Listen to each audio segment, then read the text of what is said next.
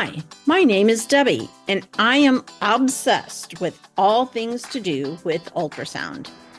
I'm an empty nester who has spent the last 28 years scanning in all different kinds of situations: clinics, hospitals, point of service, emergency departments, private offices, echo, vascular, general, high risk OB, and want to dive down deep into all things to do with technology, techniques, and transformation.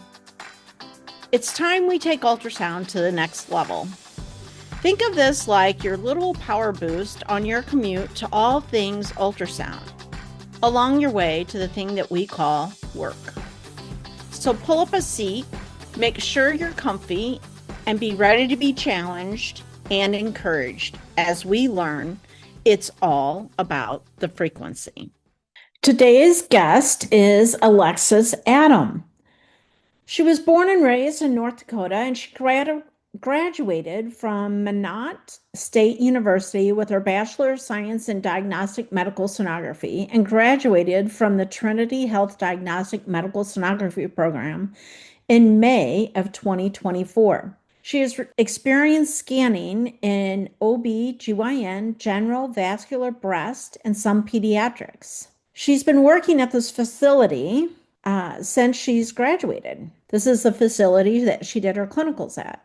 And although she doesn't have very many years of experience, she's excited to grow her career through learning and doing more scans as the years go by. Please help me welcome Alexis Leier. Alexis and I met at the recent SDMS conference. Shout out to the SDMS conference. And she was there with a few of her coworkers. And we sat at lunch and just had a great conversation and great group of people to meet and talk to about what's going on in their practice and how they have to handle things. And so I thought it was awesome that Alexis offered to come on today to talk about the differences between rural and urban hospitals. But before we start talking about that, Alexis, tell us a little bit about yourself. How did you get into ultrasound? Why did you choose that as an occupation? And then maybe tell us a little bit about SDMS and your experience with that. Okay, well, thank you for having me. This is pretty awesome. Thanks. We don't have many of these opportunities here in North Dakota, but I got into ultrasound. So I was originally going into rad tech through Minot State University here, and then they announced that they were starting an ultrasound program. And so through our intro to radiology class, we got to see all the different modalities, and ultrasound was the one that just stuck with me. And I was like, yep, that's what I want to do. So then graduated from Minot State in 2024. So I've been working for a little over a year now. And from the program itself, which was affiliated with the hospital that I'm still working at, and just went through the college. So it was a nice, easy transition with that. And then Awesome. the SDMS thing, we ended up getting the Helmsley grant. Majority of the hospitals in North Dakota got it this year. So we were able to get new machines. And then we also had some money set aside for education stuff. So four of us were able to go to the conference this year. And it was the first time for all four of us. And we took so much away from it. Because up here we're kind of secluded and limited to what we can learn. So we took a lot back from it. So So, what it are a was couple things that you took back with you from? a lot of it was the OB stuff because we don't do like full MFM style stuff at the facility we're at. So there's a lot of things that I was like, oh, maybe we could start doing that and just adding more in. I thought the talk on the MCA Dopplers was so interesting to me because we don't do many of those. So that's something that'd be kind of fun to start doing and just offering more for our area that we have of patients here. Awesome. So, would you recommend it to other people to go to SC? I I definitely would, like as a newer tech too, like seasoned techs, they get to learn all this stuff and they still get to learn more from this. But as a new tech, it's like, oh wow, there's like this whole other area outside of just studying for your boards and scanning where you're at. Yeah. So Yeah. I love that about STMS. And I think at any level, of being an ultrasound tech, if you go to SDMS, there's always another avenue that opens up for you, right? If you're looking Yeah. or if you're wanting it to open up for you. So I've been a big advocate and I talk a lot on the podcast every year after I go because I'm so hyped up about it. And I meet such wonderful people and talk to different people and just more opportunities out there for us than what we realize, right? Yeah, definitely. So just showing up and taking it all in and seeing what options we do have and and applying ourselves a little bit, you know? Yeah, It's not that hard and yet there's a lot of different opportunities for that. So definitely. Yeah. I'm glad you and your friends came. There, you guys are a lot of fun at lunch, and the desserts were phenomenal. I think I. Yes. So, getting back to our topic of rural versus urban. So, at the lunch table, we were talking about that Alexis and her friends work at a smaller rural hospital. And I have done that kind of work too. But tell us a little bit, Alexis, about what the difference is between a rural hospital versus like an urban hospital. So in a rural hospital, it's usually smaller populations, less than 50,000, which the town I work in, we have less than 50,000 there. And then the town I live in, there's less than 3,000 in the town here. So we tend to kind of help the surrounding communities. Throughout North Dakota, there's about four major hospitals, I would say. And then like each town has their hospital, but they're not obviously staffed to the level of care that the patient might need. So we get a lot of transfers of care and everything. Whereas urban wise, like you're gonna think of big cities like Seattle, LA, like things like that, where there's a hundreds of thousands of people living there and you're not gonna know your neighbor or a couple people down the street type of thing. Right. So, Lots of universities and mhm, specialty teams in bigger cities as well, sometimes. In the bigger cities, there's centers for more Medicare and Medicaid services, critical access hospitals. Are really more rural areas and ensure service, just to keep you alive before they can transfer you sometimes to the bigger hospitals sometimes.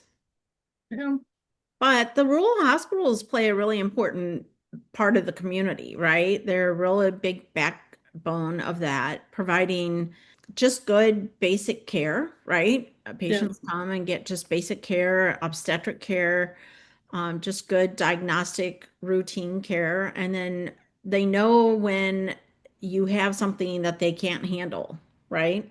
yeah, So that's that's a big backbone for the city hospitals because the rural hospitals refer a lot into the city. So sometimes I like the contrast of that a little bit. Tell us about your experience on the workforce. I know we talked a little bit at lunch about that, you know, yeah. how, well, I'll just let you talk about it.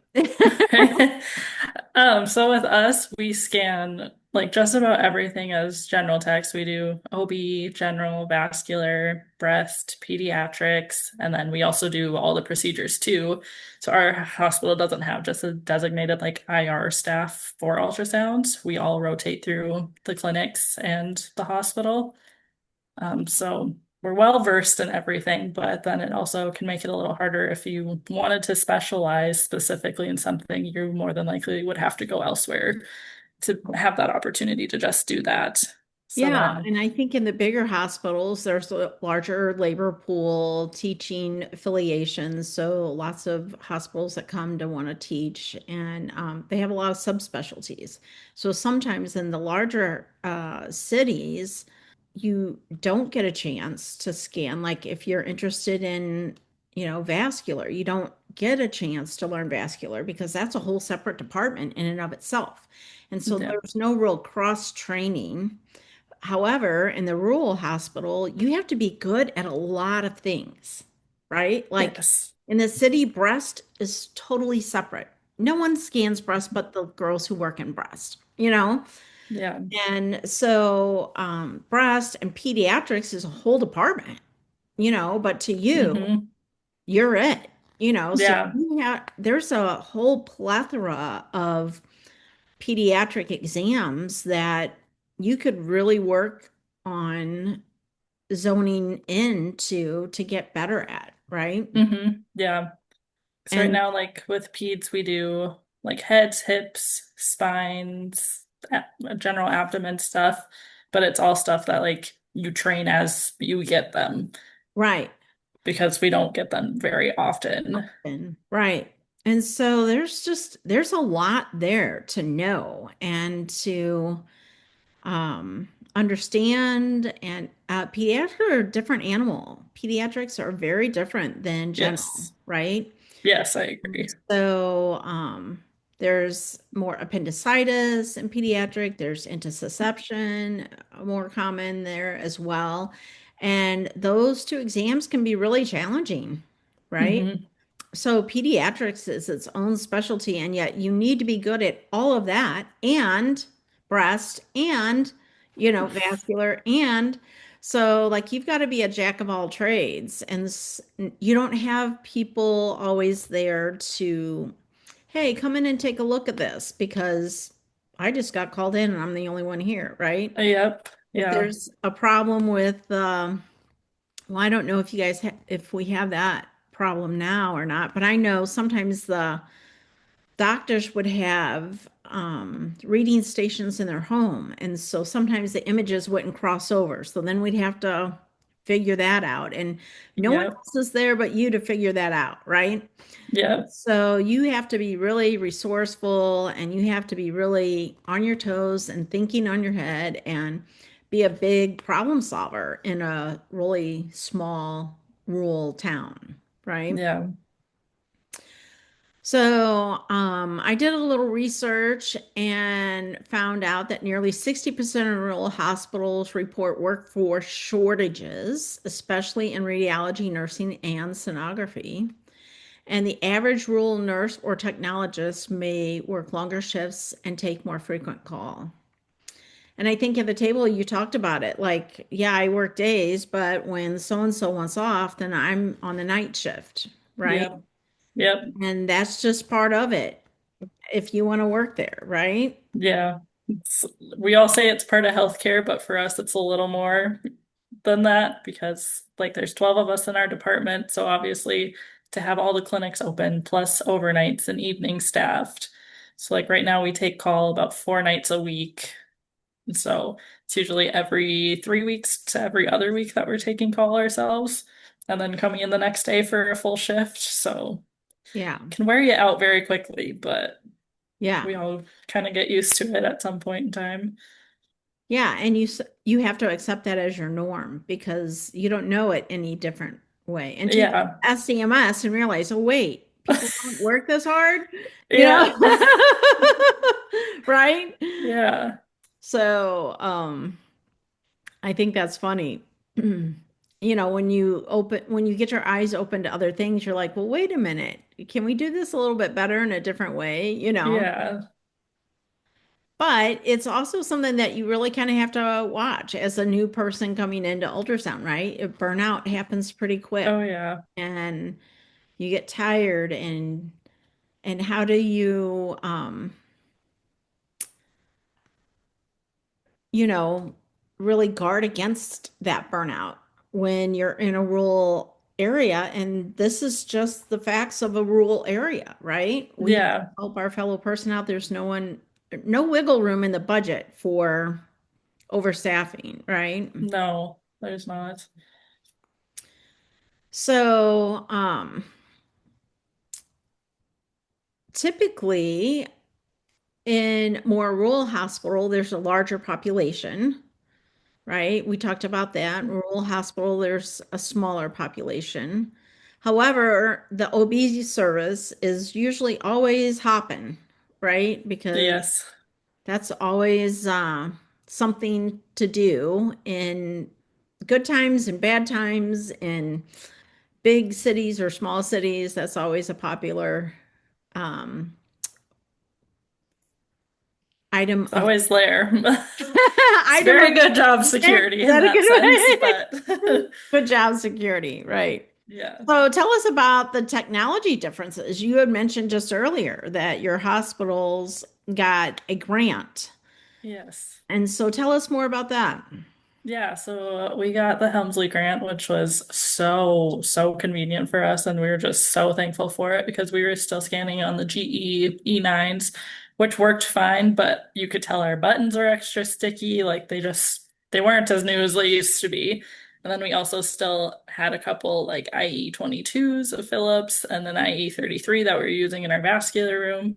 So for us, like when we were students, it was nice because you were training on everything and learning everything, but like the image quality just wasn't as good and it was a lot harder on your body too because they weren't as ergonomically friendly. And then we had gotten new Netics machines for vascular too. And then the classroom also was able to get this exact same machines that we have in the clinics. So students are training on the same thing and not having to jump Awesome. between machines. So that was huge for us. Then we were able to get more point of care machines. The OB offices all got new machines to scan on for patients. So it was super great for the hospital to get that. Yeah, and but you only got that because of a grant, right? It's Yeah. not built into a hospital budget necessarily, Hmm. because No. when you're in a rural area, sometimes that budget isn't really there, right? Yeah.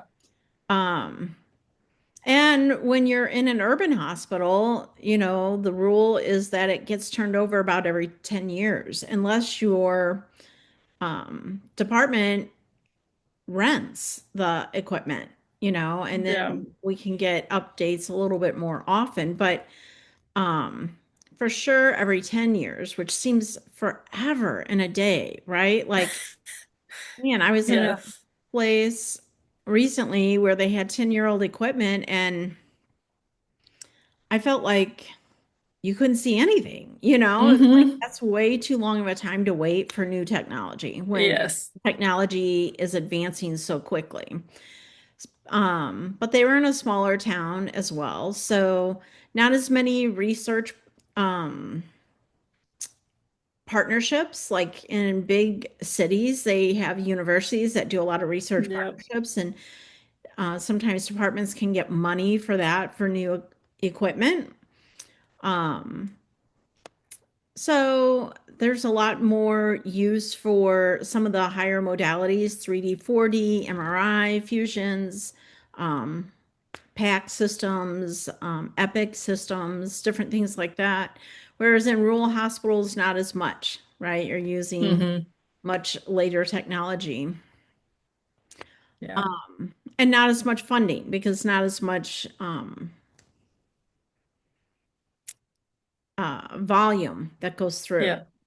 Um, but I do have to say, I've worked in a rural hospital where we have a hospitalist doctor, and sometimes they can get a little carried away. Do you have hospitalists in your hospital? Yeah. And it's Yeah, like, we do. oh, he has leg pain. Well, we need a carotid, an echo, and a venous, and I'm like, Hmm. what the heck? Like leg pain? Yes. Or kidneys, like Yeah. acute kidney injury. Okay, obviously, It's like got to definitely be, wanting to pad the budget a little bit or pad the yes. numbers somewhere because leg pain does not get all of those things, No. Yeah. typically. So I think there's a little more financial stress on the more rural areas than on the more urban areas. So,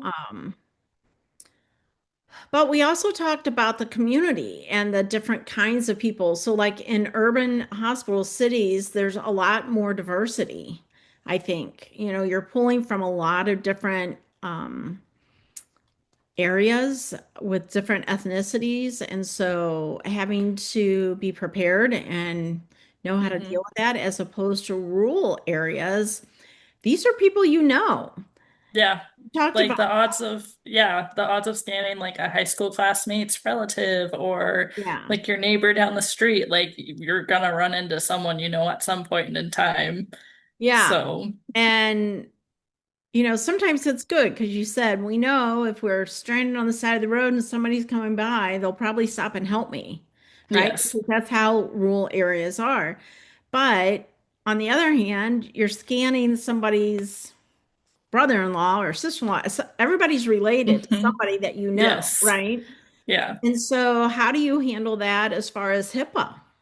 Yeah, it's definitely like a struggle because you have that in the back of your mind that it's like you could have scanned like your best friend's grandma and you saw that they have some sort of cancer or something, and so you're like, well, I know it, but no one else knows it yet, and you Right, can't tell anyone that. So right. I think things hit a little harder in that sense, Yeah, or like even like follicle patients, like I know people that work at those facilities, like they're a little closer to them just because they scan them so consistently. So right, like right, when you finally see them coming in for that first trimester scan, all of us are kind of holding our breath and crossing our fingers that everything's good. But so everything's a lot more personable in that sense that yeah. those people like they're one of your longtime friends and Or your longtime friend's grandmother, or hmm yeah, yeah. yeah. I remember working in a rural area and everybody knew everybody. And, I was from St. Louis and we knew the people that we hung around with, but Hmm. everybody. Yeah. And so that was a really hard thing for me to get used to, because I Hmm. wasn't used to people getting to know me that well, or, you know, everybody's talking about so and so. But man, you had to be ready for anything because Yeah. sometimes in a rural area, you get presented with the most unusual things, right? Yeah. But yet you have to be ready for anything. Yeah. Whereas in the big cities, you can just punt. Oh, I don't know what it is. They'll go to blah, blah, blah Yeah. department, or they'll go to da, da, da. And you don't have that. Um, No. you You have to really get figure it thrown out. into it. Yeah, Yeah. you really have to figure it out. And so I think girls who come from rural areas are very good on their feet and in their mind to figure things out and have a very wide base to their knowledge because you have to, right? You Yeah. have to, you don't know what's coming through the ER, right? Yes. Yeah.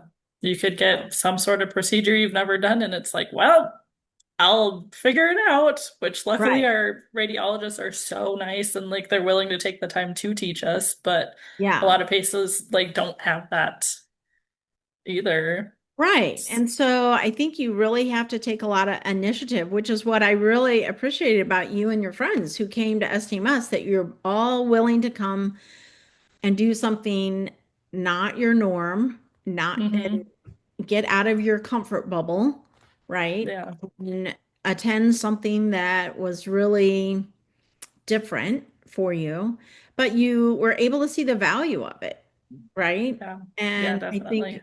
one lecture talked about that, where, just come to an SDMS and get curious about something, and maybe get curious about something in pediatrics, and then you start writing a paper, and then you write another paper, and then okay, now you can mentor someone on how to write a paper, right? Yeah. And you can come become part of the journal of STMS. And so, yeah, I think there's always opportunities. You don't know where it's going to lead, right? Yeah. And the fact that you guys came and were able to experience it, I'm hoping that because we just need more people to mentor each other. You had Yeah. some girls there with you had been there for 10 or 15 years, and one was in Hmm. education and one was in the hospital. And so having them a part of your circle of mentors is really important, you know? Yeah. But it's important that your mentor is learning too, right? Yeah. That this is an occupation that we are constantly learning and growing and building, regardless of how long you've been in the field, right? Yeah. And the minute that you think, oh, yeah, I've seen this, I've done that, something comes in and maybe you walked past something or you missed something, or I mean, I don't know how many times I'm like, man, you really just got to be on your toes all the time, right? Yeah, you do. Yeah. So I think hats off to you girls in the rural area. Super important and a part of this community. And I'm glad that you showed up because in SDMS, because that makes our community bigger, right? And Yeah. better places to, you guys are getting better and you can train other people to get better. And so there's a lot of opportunity there for everyone to kind of like step their game up a little bit more in a lot of Yeah. areas, right? Yeah. There's a So, lot of things that we could bring forward that it's like, hey, maybe we should try this. And just to like help better ourselves, but also our hospital, our department, like just help us move forward as one, learning new things and doing new things too. and other people can learn, oh, that's how you guys do it. Then maybe we could try it that Hmm. way, you know, Yeah. like it's getting things out of the box. People take away Yes. ideas from you guys too, because you guys, Yeah. just because you're learning something doesn't mean you don't have anything to offer or to share. And so I think that's interesting and exciting. And but to also understand the weight that you guys carry, right? With Yeah. you don't always have a doctor there, right? No. You don't Like, always have, you do a lot of cross training and education on your own, and hmm. doctors aren't always available for you to Yeah. train you. And No, like our overnight shifts, like, and when we're on call, everything gets sent out to online reading. So you don't have a radiologist on staff overnight. So you're trusting that they trust your pictures enough to make a good diagnosis. And it's hard not having that like one-on-one with them, but right, and your comments in the report are accurate and all this yeah, kind of thing. Yeah, it's important. It's it's hard, right? You it develop is, a yeah. relationship, a trusting relationship with your physician, and then all of a sudden, boom, there's no physician that you've even heard about, you know? Yeah, And all of a sudden you're like, okay, did he see that I did this or did that, right? And yeah, so then you're over communicating and taking more pictures and different things in order yeah, to be very clear about what you're doing, yeah, right? So lots of pros and cons of working in a rural area. But the goal is the same, right? We want to take the best care of our patients. We want to serve and we want to be a part of healing people. And that happens in a rural area versus urban or city life. So yeah, I just think a lot more falls back on your shoulders in a rural area. And so thank you for what you do and for yeah, serving your community and being an example um, of shining the light and learning and continuing to learn and continuing to get outside your comfort zone. Go to the SDMS, do this podcast. You know, not yeah, everybody is willing to do that. So thank you for doing that. And yeah, thank you thank you. for I hope you take this with you throughout the rest of your career because you can always level up in some way, right? You just have to Yeah, get curious and seek it out, right? yes, definitely. So, what would you say to um someone just like yourself, starting your career? What would you say or what advice would you give them? I feel like after like the SDMS, it's kind of changed my outlook on things. 'Cause I was like, I've always wanted to do more and like don't want to like just have to scan every day, like whether it's helping with research or going on a mission trip, like something like that, just doing more outside of it. That's something that I really took away from that. So, like, don't get in the mindset that you're just stuck scanning all the time Yeah. or that you're just stuck being a preceptor. Like, there's more to it, and there's so much to learn that you don't even know about yet.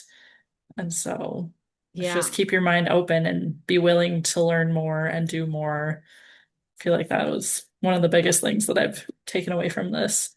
Like, obviously, you're going to have your fails and you're going to have your struggles, and that's just a part of it, Right. especially in a career like ours. Like, it's so detail oriented And that, humbling, right? yes, yes. Humbling. Yeah, still after So, 20 plus years, it's still humbling, you know? It's just, yeah, there's always going to be something. yes. Well, thanks so much for your contribution. Tell us one thing that you do to increase your frequency when you kind of get down and you are tired and don't want to do this anymore. What do you do to increase your frequency? I usually go get myself a coffee because I tell myself I deserve it. Okay. That's one of my go-tos, just a little pick me up throughout the day. But also, I just like remind myself kind of take a breath, take in that moment. Like each patient's different. You're gonna find things that no one else is gonna in your department. You're gonna learn new things and just there's more than just being stuck in that moment of being upset with yourself or mad with yourself or frustrated. Like there's more to look forward to. So Yeah. Awesome. Great piece of advice. Get a cup of coffee. Take a breath. yes. Awesome. Well, thanks, Alexis, for sharing. And we hope to Yeah. talk to you again soon. Yeah, thank you. Thank you for tuning in to It's All About the Frequency podcast. I hope you enjoyed today's episode. Share it with a friend and remember to keep your frequency high.